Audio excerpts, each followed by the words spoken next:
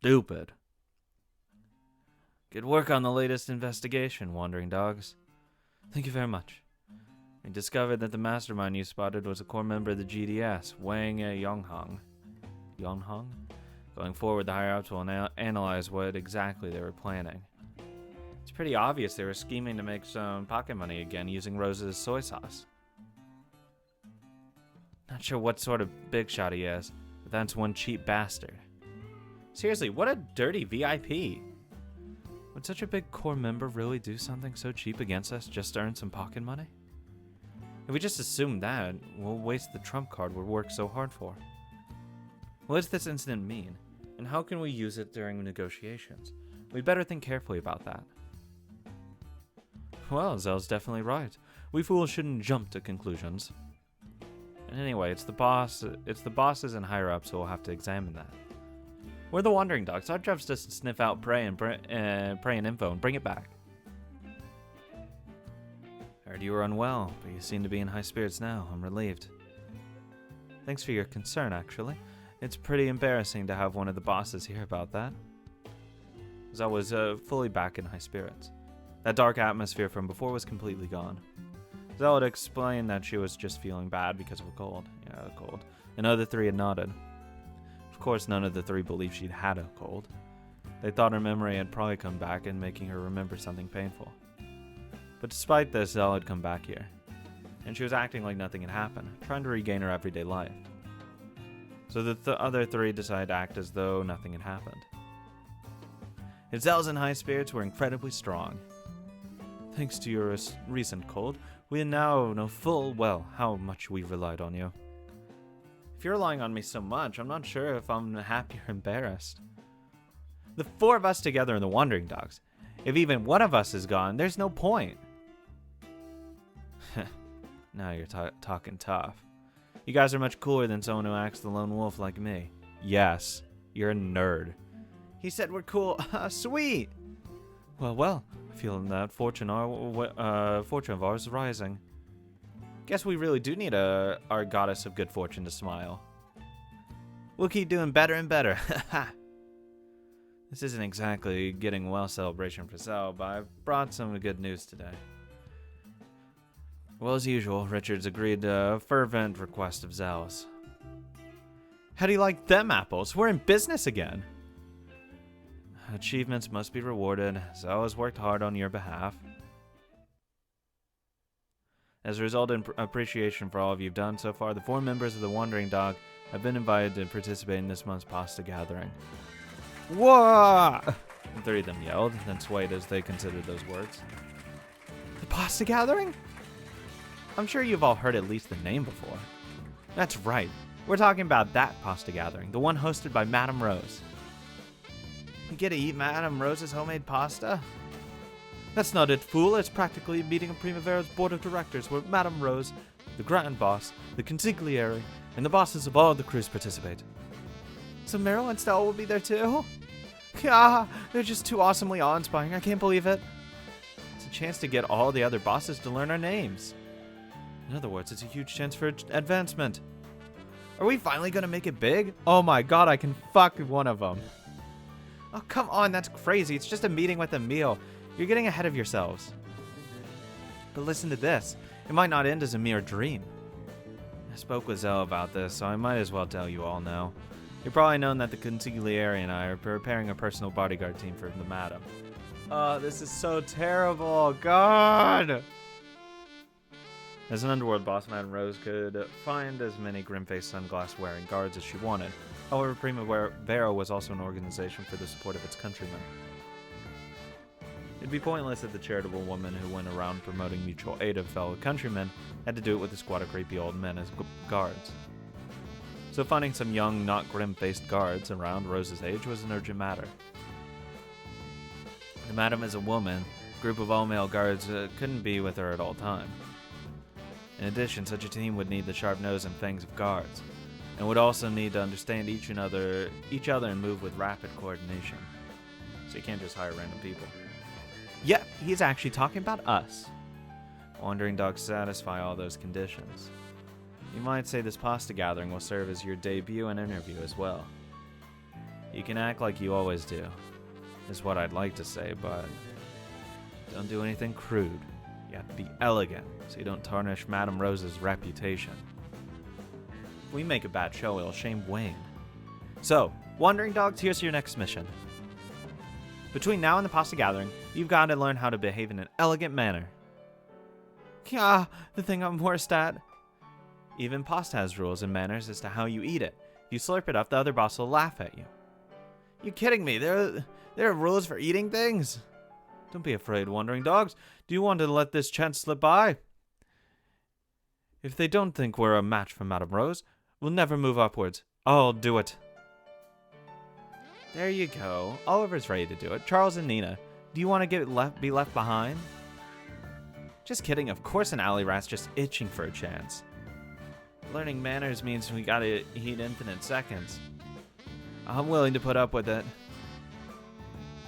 If we're decided, let the training begin. So we need your guidance.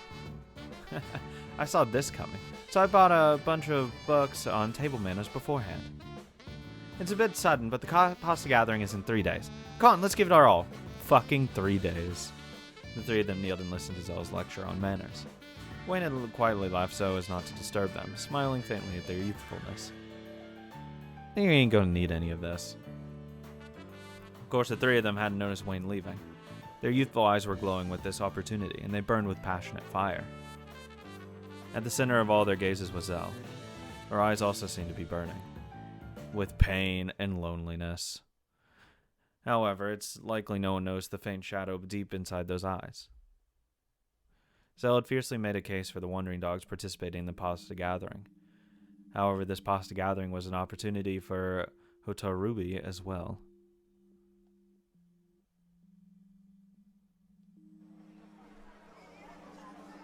Because she has to fucking kill Rose, which is great. Kill me.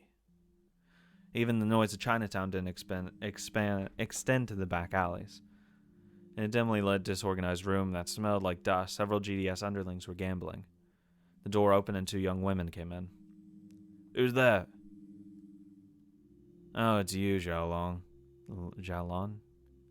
I see you're as tiny as ever. As Xiaolon passed the man, she kicked him in the shin. The other men saw this and scoffed at him. Hey, Xiaolon's companion here's Adi. Hey, is that your friend? Come on, introduce us. His arm was twisted around and pinned behind his back. I wish. Oh, what the hell are you doing? After struggling to break free, the man tried to tackle the woman. Enough. Don't you know who that woman is? She done a whore? You called here? That girl is Hotarubi. The man's eyes bulged and they jumped back from Zell. Zell lowered her hood, exposing her face. The appearance of her slender body shouldn't have been threatening enough to make those men jump back. We've been waiting for you. Please this way. The two girls followed the boss and disappeared in the back of the building. The men were still watching their backs, stunned. This was Hotarubi, the legendary professional killer and whispered about in the Chinese underworld. To think that she was such a slender girl who looked like she might be blown away by the wind.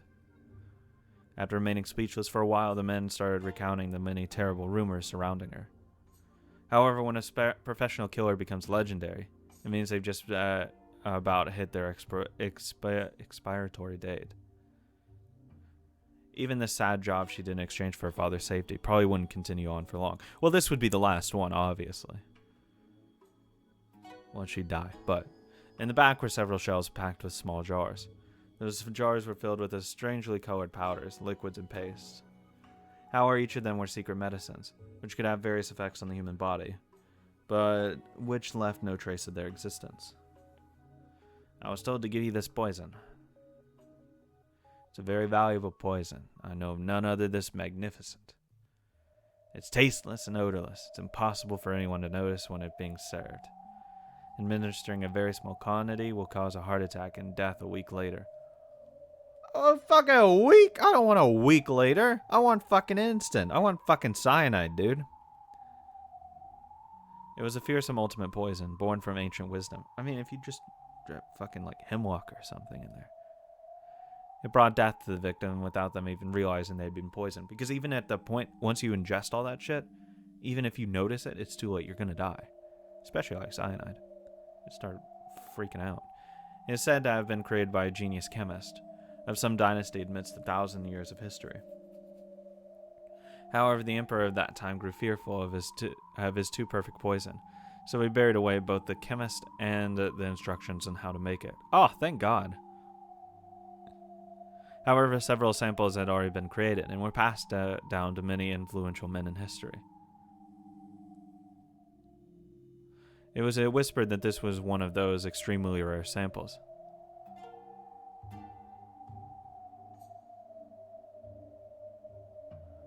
The man handed over a small pouch.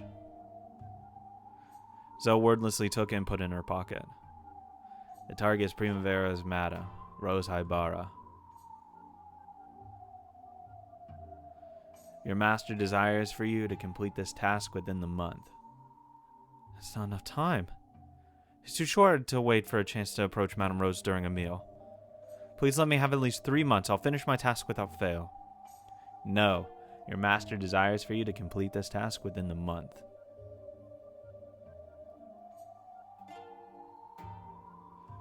I'm sorry, but you cannot refuse, just as it's always been.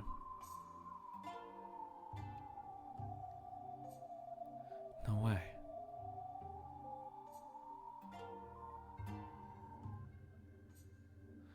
We've invested a lot so that you could gain the trust of Primavera's inner circle. Isn't it about time you gave us a return on our investment?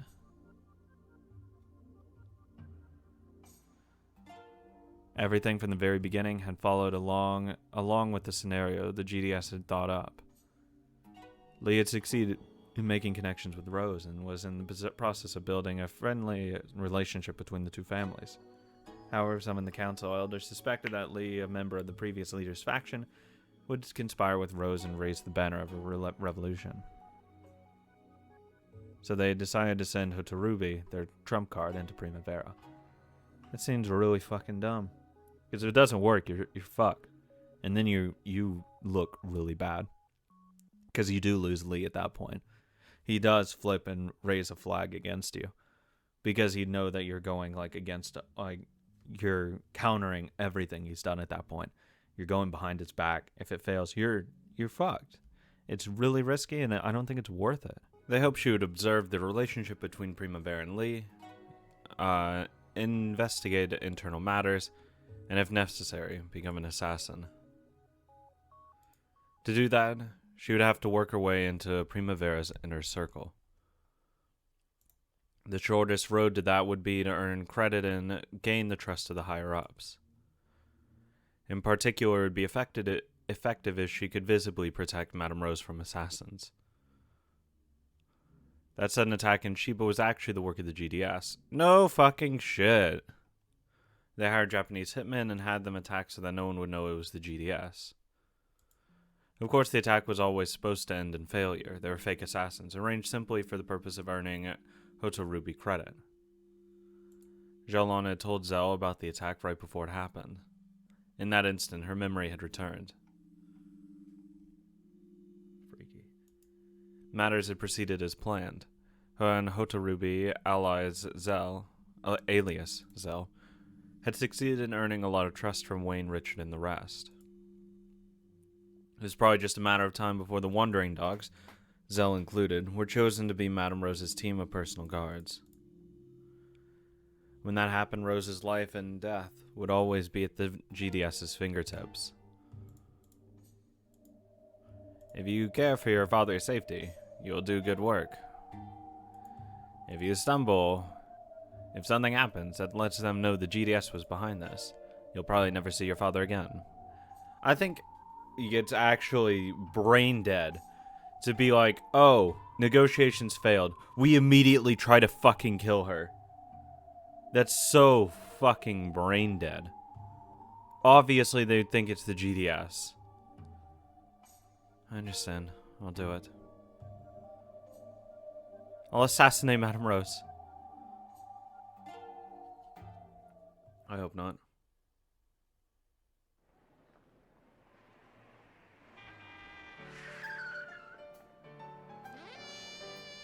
Club Primavera was a nighttime establishment.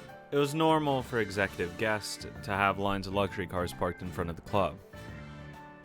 However, today it seemed to be flourishing even in the middle of the day, with a line of several cars out front.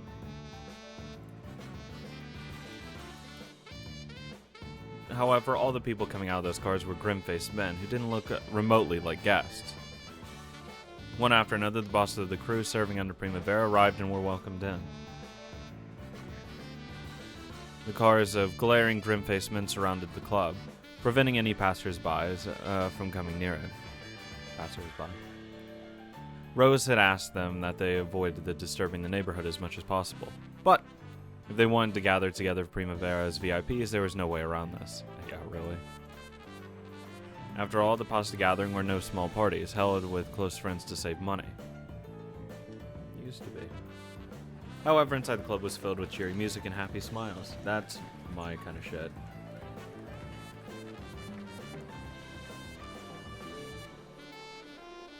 The bosses of all the crews were jostling about there.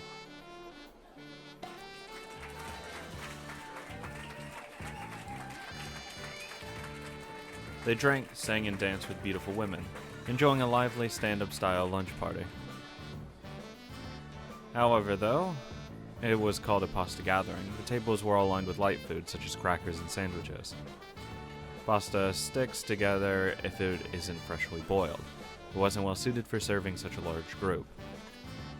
Though it was a pasta gathering, none of them got a chance to eat pasta. I mean, you could just do it per table, depending on how big your kitchen is. This is a really big establishment. They should have a lot of room. The only ones who got to eat pasta were the bosses allowed into the meal meeting with Madame Rose. They were gathered in the VIP room. And like the bustling hall, this place had an elegant feel, with classical records playing. However, these were battle-seasoned bosses. They ignored the atmosphere and enjoyed a merry meal. Anyway, it's all about being popular. We're heroes in the city, right? You think we outcasts get to walk around openly under the sun? Don't get cocky. The madam's the hero, not us soldiers. I agree. We don't deserve any respect after all the protection money we grabbed during Caleb's day. That's what's sad about being a soldier. If you lose, everyone down to the lowest ranks is a criminal. And even if you win, you can never wipe away the blood that's covered you. But you can't win at shogi without pawns. Without a soldier, no one could fight wars. As always, I'm really grateful to all of you. We live in the underworld. It just happens that everyone is welcoming us now. But it isn't usually that way. There may come a day when we'll have to be feared, not avoided by the people, because of the fight to protect our countrymen.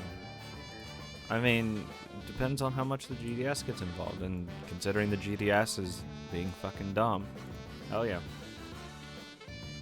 Like, I just feel like there's a lot of ways the GDS can actually get what they want without shooting itself in the foot. Being overly antagonistic poisons the well for any kind of negotiation. And when you get someone that's obviously weaker than you, it just creates an imbalance of power, and it's really dumb to like try to not even think about making that dynamic any less than what it is. But, perfect. Who cares if they hate us? They're just that's just what I'd want if it means I can fight for our countrymen. Well said, Cyrus. Now that's the spirit of a soldier. Thanks for everything, all of you. I never forget the gratitude I feel towards you. Please continue to lend me your strength for Primavera and our countrymen. Our war, it's over. It isn't over this time. Let's really die for our countrymen and our homeland. Glory be to Madame Rose. To Primavera! The bosses let out war cries and clinked their glasses together. Truly was a manly world for soldiers only. So Stella, Meryl, Richard, and Wayne were relaxing at a different table a short distance away. The tone of Primavera has really changed, hasn't it? It used to be a collective of women, but now it's mostly men. Isn't that wonderful? Now everyone will realize you are a woman. The heck are you saying? True. Primavera has changed. It changed ever since the time Rose decided that she wanted to guide her countrymen. I simply obey Rose. I think we should really train. Like, you know how Zel's an assassin? I'm just saying, I think we could utilize our women as assassins as well. Become a really feared organization. Just saying. Must be nice to be so straightforward. Well, I guess it's not so bad. To tell the truth, I'd be a bit uneasy. I'm a bit uneasy. Well, I understand that. We used to spend our days dazzling our clients, fighting to see how much we could loosen their wallets and getting fawned over by men. Well, no matter how much they put on airs, a lady of the evening is still a lady of the evening. There's never a trade that lets us walk openly under the sun. Isn't that good, then? Now you get to fight for your countrymen and walk out in the open. What Rose is trying to do is splendid, and I respect her for it. Still, it isn't something we mere ladies of the evening could ever have anticipated. Well, to be honest, feels like I'm living in someone else's dream. Don't you think so, big brother? The thought that our Primavera would become something like this? Our Primavera. Maybe. I'm surprised by the swift change. However, it's something that someone had to do. Ever since I started raising Yuji, that's been made very clear to me, day in and day out. That's what they thought. That's just when they thought Yuji, the nephew that Richard was raising, had been a baby until a few days ago. He was already 2 years old. Those days when he had thought about childcare in the society of his countrymen at the same time seemed to have quietly changed him. If you end up raising kids, I'm sure you'll realize that it isn't enough to fill your days with fun alone. Rose is in the right, and so is Primavera. The people in the city have been able to regain their smiles. That really is wonderful. It's really a perfect score. So what is it that's bothering you? Have you ever been playing in the ocean when you suddenly realize that you've drifted a long way from the shore? I've never played in the ocean. Okay. Reform always stirs up unrest. However, we aren't allowed to succumb to fear and lose the courage needed to overcome our situation. Yeah, you're right. It's not like we're complaining or anything. I'm just trying to say that everything's changing so quickly, I can't really settle down. First the war, then the great disaster, and then Primavera. The eras are passing so fast it makes my head spin. Passage of time is equal for everyone. If it's starting to feel quicker, doesn't that just mean you're getting old and slow? Oh, now little Wayne's starting to fight back. You gotten a lot more dignified ever since you became a boss. Isn't it about time you got a girlfriend? Don't mock me. That face when no GF feels bad. I'm going to stick with this. There's no time for playing around. I'll stick with this no matter what, until Rose overcomes the era. Of all the people Primavera's employed, you are the best catch. After Leo, you mean? In the past, he would have said this sarcastically, but Wayne's face was at ease. People, the city, and Primavera, everything was changing at a hectic rate. Of course, human history will probably continue for at least 100 or 200 years into the future. There probably won't be another bunch of years this hectic during those 1 or 2 centuries. Living during this time of upheaval had a strange sense of feel about it. That may have been what Wayne felt. Richard looked at Wayne, with his newfound composure, and considered the passing of the ages. Shall I fill your glass, consigliere? Oh, thank you. Zell appeared, holding a bottle of mineral water.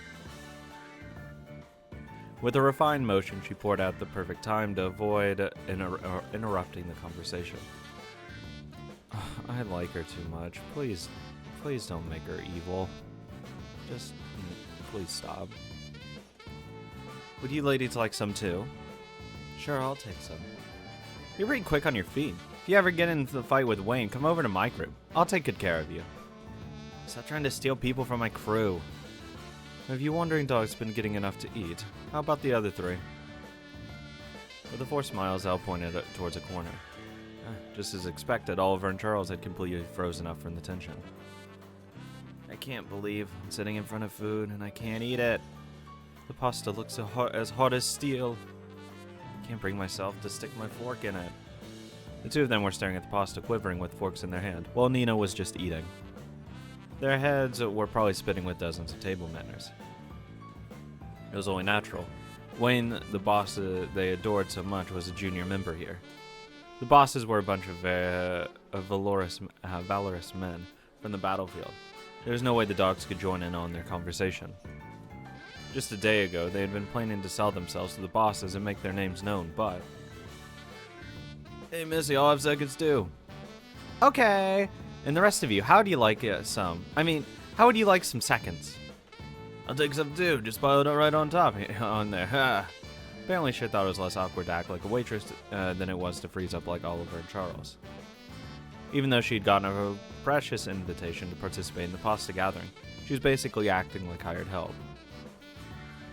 My. With a pained smile, Richard rose to his feet and walked towards Rose's seat. Rose had been going around the boss's seats pouring drinks, but when Richard whispered in her ear, she immediately came this way. Sorry to have left you in the cold, Oliver and Charles. Wayne, could you bring Zell and Nina here too? Shall we move to a different room? Here we'll get sucked into their atmosphere and we won't be able to relax. I want her in a private room. At Richard's suggestion, they all took their plates piled with pastas and glasses and moved into the madam's office. Sorry everyone, I invited you hoping it would go well, but it looks like it was stressful instead. That's not the case. We are relaxing! The heck sort of dialect's that? I'm sorry we're so tense. If something like this makes you tense up, you won't be able to serve as Madame Rose's guard, now will you? Those words made the wandering dog sit up straight. Thanks so much for what we did at Chiba. Without your cleverness, it would have been terrible. They're still green, but their noses as back alley rats are a force to be reckoned with. When they coordinate as a team, they can do things that surprise even me. Now that's high praise for Mad Dog Wayne. No, forgive me, I wasn't trying to make fun of you. If Wayne gives such an enthusiastic stamp of approval, then your ability is the real thing. Sort of feels like I'm in a dream. Don't get cocky, we're still being tested. You've all already heard about it, haven't you? I want to ask you to become my team of guards. We're so grateful we'll do our best. Oliver, you're getting too excited. Shut up! At least I didn't say relaxing like you. Their youthful reactions are entertaining. But they'll have to learn to focus their concentration more. Of course, I'll personally pound it into them. Shut up, Wayne. When I'm not around, I'll leave the guardian to you. That means you'll have to teach up to my level. Of course, we'll work like our lives depend on it. We're alley rats. We were shunned just because we were alive. And now, not only have people acknowledge that we exist, but they're counting on us. Yes, I wouldn't regret losing my life. Whoa, crap, now I'm even more excited than tense. I'm on fire. We'll work super hard.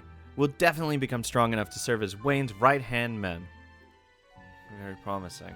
I'm expecting a lot from you. Half crying, the three of them expressed their enthusiasm in their own way. The orphan children whom no one had acknowledged before had been acknowledged for the first time. They surely received a jolt that would turn their world and lives upside down. They wanted to be strong, cool underworld men. They were just a step away from having their dreams come true.